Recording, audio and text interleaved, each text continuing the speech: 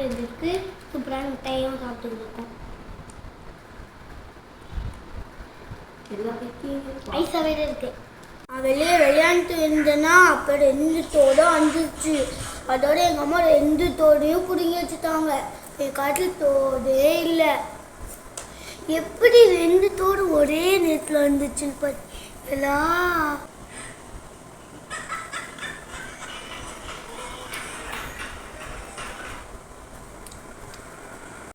எங்கள் அக்கா சாக்லேட் வச்சு ரொம்ப நேரமாக வெயிட் பண்ணிக்கிட்டே இருக்கு.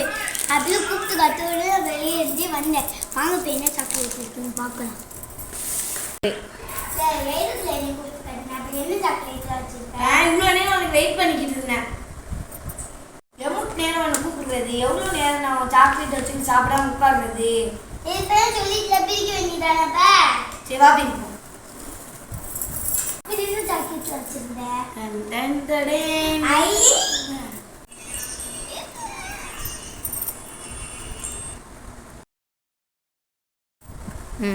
சரி ஓகேவா பிரி போய் பார்த்து சாப்பிடுவோம்.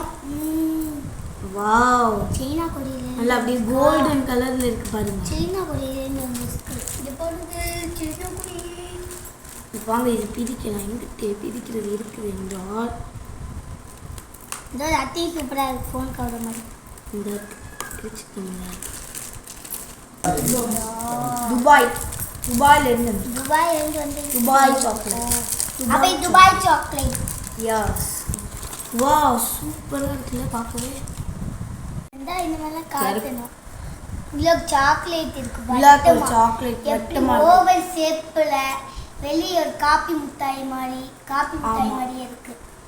இது வாங்க இத கடிச்சு காட்டுறதுக்கு. இங்க வாங்க இப்ப நான் கடிச்சு காட்டுறேன். ரொம்ப ஐஸாவே இருக்கு.